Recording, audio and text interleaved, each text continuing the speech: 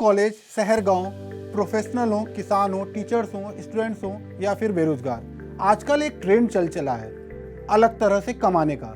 कोई कमा भी रहा है, कुछ कोशिश में है तो कुछ नहीं भी कमा पा रहे हैं, लेकिन इनमें से ज़्यादातर एक काम जरूर कर रहे हैं, वह है नए तरीके से कमाने वालों को फॉलो करने का।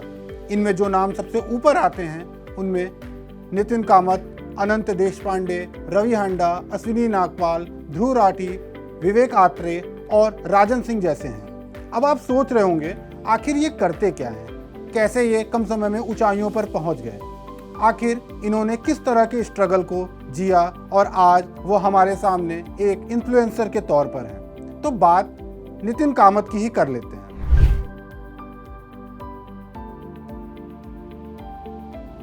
सत्रह साल की उम्र होती ही क्या है, हमारी तरफ तो लोग कहते हैं पढ़ने, खेलने और खाने की उम्र है, लेकिन नितिन कामत ने इस उम्र में ही स्टॉक मार्केट का रुख कर लिया था।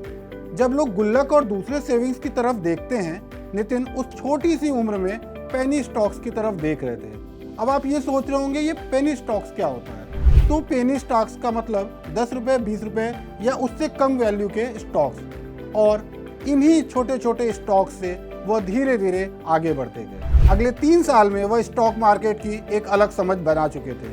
यह वो दौर था जब बेंगलुरु इंस्टीट्यूट ऑफ टेक्नोलॉजी से वह इंजीनियरिंग की पढ़ाई भी कर रहे थे, लेकिन नितिन ने कम समय में ज़्यादा पैसे कमाने की अपनी चाह के लिए स्टॉक मार्केट का ही रुख किया। साल 2001 में ऐसी भी स्थिति आई कि वह अपनी पूरी कमाई, जो कि लगभग 5 लाख रुपए के आसपास आती थी, गंवा दिए। इसका परिणाम ये हुआ कि उन्हें एक कॉल सेंटर में जॉब करनी पड़ी, लेकिन समय और भाग्य उनका साथ दे रहा था।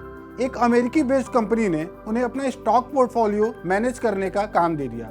ये वो समय था जब नितिन कॉल सेंटर के अपनी जॉब में उलझे हुए थे, लेकिन अमेरिकी कंपनी से मिले इस ऑफर के बाद साल 2005 में नितिन ने जॉब छोड़ दी और कामत एंड एसोसिएट्स के नाम से ब्रोकरेज फर्म खोल लिया। उन्हें साथ मिला भाई निखिल का, और वहीं से जीरोधा की नींव पड़ने लगी।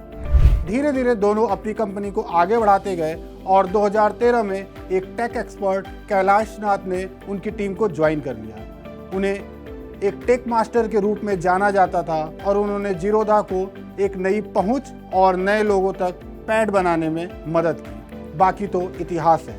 इकोनॉमिक टाइम्स की एक रिपोर्ट कहती है कि आज उनकी बेसिक सैलरी 4.16 करोड़ रुपए महीने की है और लोग उन्हें देश का सबसे बड़ा शेयर ब्रोकर कहते हैं। इसी तरह आप अनंत देशपांडे को ले सकते हैं।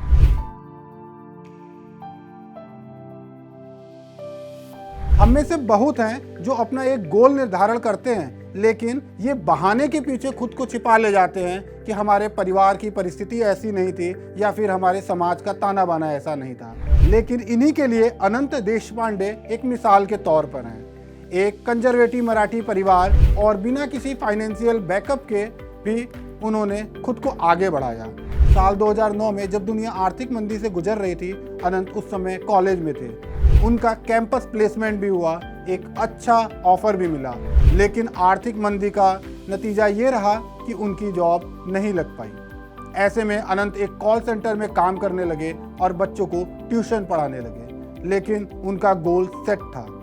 साल 2015 में उन्होंने अपने भाई के साथ मिलकर सिर्फ 5 लाख रुपए में फिनबॉक्स नाम से एक कंपनी बनाई। आज भारत ही नहीं, वियतनाम और फिलीपींस में भी वो अपनी मजबूत दखल दे रहे हैं और उनकी कंपनी प्रमुख क्रेडिट इंफ्रास्ट्रक्चर प्लेयर के रूप में सामने है। इकोनॉमिक टाइम्स की ही रिपोर्ट के मुताबिक आज उनका करंट नेटवर्थ 150 करोड़ रुपए का है।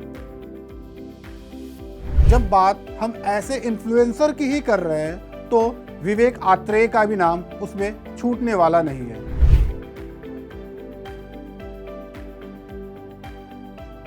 दुनिया भर से आ रही तमाम रिपोर्ट्स ये कहती है मेंटल हेल्थ एक बड़ी चुनौती बनी हुई है। ऐसे में विवेक आत्रेय ने इस फील्ड पर काम करना शुरू किया। NIT कुरुक्षेत्र से इंजीनियरिंग करने के बाद वह एक इंस्टीट्यूट में पढ़ाने लगे, लेकिन IPS अफसर पिता की मृत्यु के बाद साल 1991 में उन्होंने हरियाणा सिविल सर्विस ज्वाइन कर ली। इस दौरान भी वह लगातार कोशिश करते रहे कि उनके साथ जुड़े हुए या समाज के ऐसे लोग जो उनसे कनेक्टेड हैं वह मोटिवेट होते रहें। इसके लिए वो तमाम तरह से उन्हें समझाते थे, मजबूत उदाहरण देते थे और उनकी ज़िंदगी को बदलने की कोशिश करते थे। साल 2012 में वह प्रमोट होकर इंडियन एडमिनिस्ट्रेटिव सर्विस में चले गए। यहाँ से उन्हें अलग अलग विभागों में मोटिवेशनल स्पीकर के तौर पे बुलाया जाने लगा। लोग दूसरे कार्यक्रमों में भी उन्हें बुलाते थे। उनकी बातों को सुन के लोगों की जिंदगियां बदलने लगी। कुछ लोग उनसे प्रभावित होते थे और उनसे दोबारा मुलाकात करने की चाह में उन तक पहुंचते थे और ये बताते थे कि उनकी उस स्पीच से उनके जीवन में कितना बदलाव आया है। उनके ओरेटरी स्किल को देखते हुए विभाग ने उन्हें कई ट्रेनिंग प्रोग्राम के लिए दूसरे संस्थानों में भेजना शुरू कर दिया। साल 2013 में उनका पहला टेडएक्स टॉक भी आ गया। उनके पहले जोश टॉक के करीब 1 मिलियन व्यूअर थे। साल 2017 में उन्होंने नौकरी से रिजाइन कर दिया और फुल टाइम मोटिवेशनल स्पीकर बन गए। इकोनॉमिक टाइम्स की ही रिपोर्ट करती है कि आज उनकी 2.5 लाख रुपए महीने की इनकम है।